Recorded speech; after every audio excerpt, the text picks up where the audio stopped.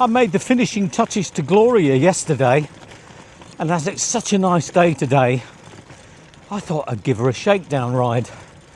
And it really is a shakedown on this bumpy canal towpath. It's the first time I've ridden with a 1x system. So stick around and I'll tell you my thoughts. Well, so far everything's going okay. On that bumpy towpath, nothing's fallen off yet, so that's a good sign.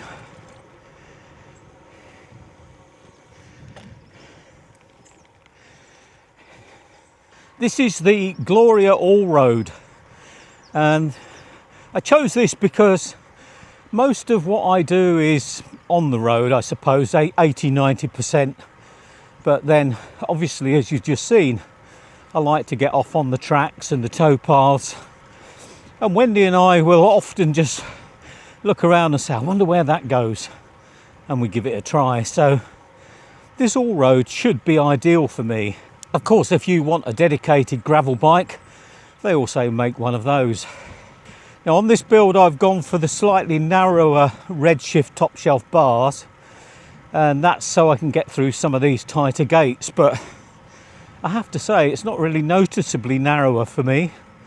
Now, as you'll see, I've got the bar fairly well stacked. And that's because at my age, I like a more comfortable upright riding position.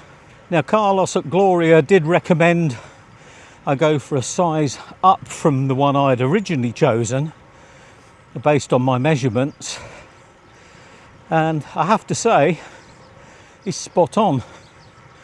It feels good. I have fitted the shorter Redshift Shockstop stem, so this one's at 70mm. If it's an issue, I can always go for the 50mm, but so far this is fine. This is what I have on the Tempest, and it's great. So far, so very good. I've specified this top shelf bar with a 50mm rise. That's what I had on the Tempest, and it was great.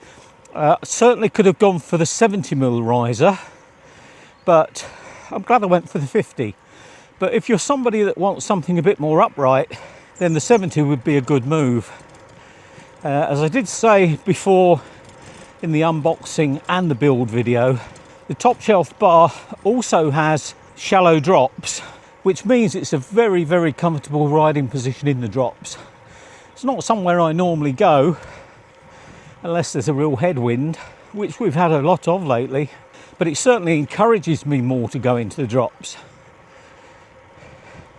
Now, I know some of you younger whippersnappers will say, why do you need a riser on the bar? Get stretched out. When you're older, you'll probably have the same issue. The body doesn't want to bend as much as it used to. Now, it's been a shame really for the straight bar riders, because some of those have said they would really benefit from the top shelf riser. And the good news is that Redshift have just launched a top shelf in straight bar.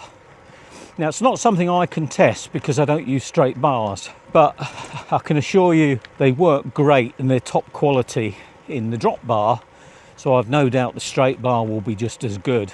And if you're thinking of buying any of these Redshift items I mentioned today, there's a 15% discount code in the description, which will, as it says on the tin, give you 15% discount, and that's automatically applied at the checkout for you.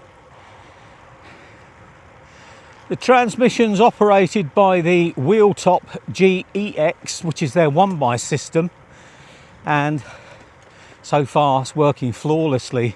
One criticism that people have of the Wheeltop GeX is the difficulty in setting them up, and that's not helped by the poorly translated instructions. However, I have to say they're getting better, and ironically, one of the major features of the GeX system causes this apparent difficulty, and that's because you can use this system on any cassette up to 14 speeds, and I think the lowest is 3. And you select the speed that you're using in the app. Now, while on my build I certainly didn't feel qualified to be teaching anybody, and also I wanted to be honest and show the mistakes I made, but one area I did feel qualified in was setting up the GeX, because if you know what you're doing, it's not difficult. We're off on a little jaunt today over to the Girton Sailing Club. The young guy in front is Mitch, and during the holidays he wants to go to the sailing club, which is, it's got to be 20-25 miles away. But fair play to him, instead of asking mummy to take him in the car, he's going to ride over there. So what we're doing today is just showing him a nice easy way to get there.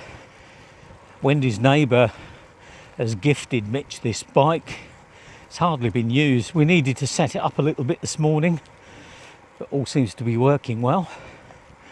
So it's great to see somebody using their own steam to get around, especially a young person. The only thing with the bike Mitch is riding, it is a bit rattly, and I was riding next to him chatting away and I thought, my goodness, my bike's noisy, something's coming off. Luckily it was just Mitch. Car back. Oh, the temperature's rising this morning nicely, but while Wendy's gone for shorts today, she's also gone for a short sleeve top, and I think she's regretting it at the moment. I suppose I'll be regretting long sleeves later. Mitch spends his Saturdays over at the sailing club driving the rescue powerboat, and is a powerboat instructor, so at least he's got some independence now going over there on his bike. One of the concerns I had with this bike, with the one-by system, was that there would be too many gaps between the gears. And that was based on what I'd heard from other people, what I'd read. But it seems that as technology has moved on and we've got larger cassettes, they've managed to cut down the gaps between the rings. So this one I'm using is the SRAM Eagle 12-speed 1150. And so far, it seems they've got it right. One of the concerns I had would be the fastest gear. Now, I don't normally trouble that, but obviously there are times when you're coming down a hill, you want maximum power. But coming down the big hill from where I live, it seemed to work really well. Obviously the test is going to be when I go up the hill on the way home. It'd be interesting to see how low that low gear is. Certainly from trying it this morning, when I got in the wrong gear, my legs were going around like Roadrunner. So I'm hopeful that it's going to work really well.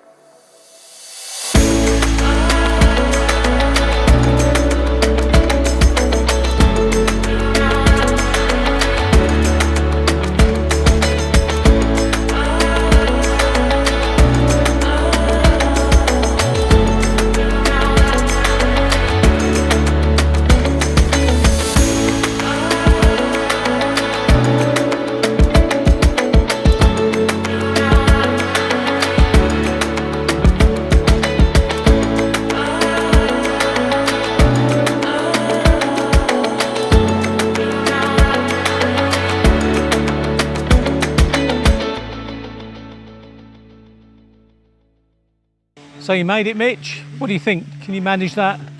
No bother. Yeah, I can do it. Good. So even after a hard day's power boating, Wow. sitting there, cruising around. Yeah, Good. it'll be good. So now we just got to go back. Yeah. 22.3 miles, 2 hours.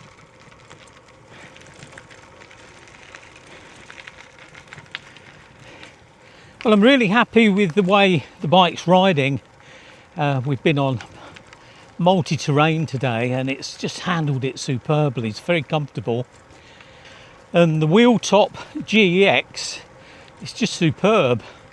Now, it is taking me a bit of getting used to which paddles to use to shift, but that's just down to the way I've set it up, which is actually different to my other bike. So I probably ought to change it around and have it the same. But the beauty of the Wheeltop system is that it allows you to do that through the app.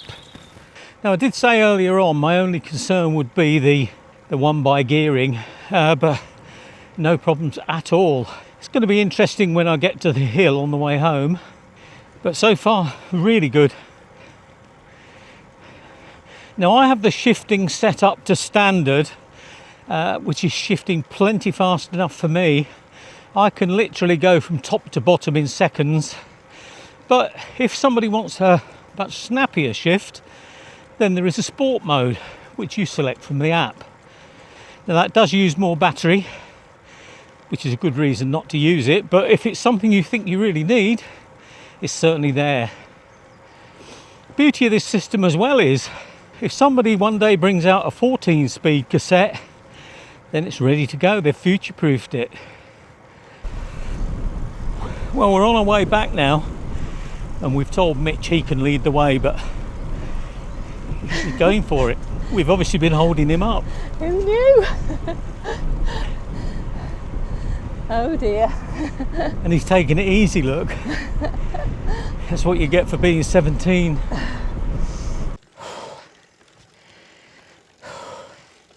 Well, 62 miles in, got about another mile to go, but I'm on my horrible 12% hill.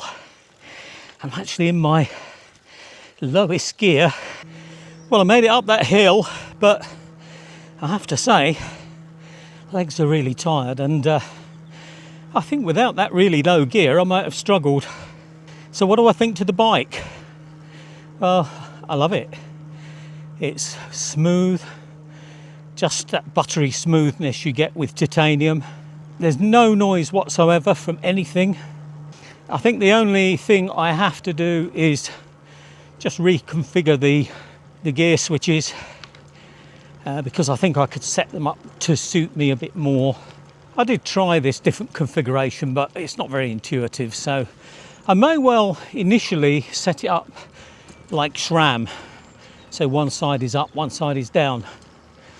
But the beauty with the Wheeltop system is that you can change it around. You have so much flexibility.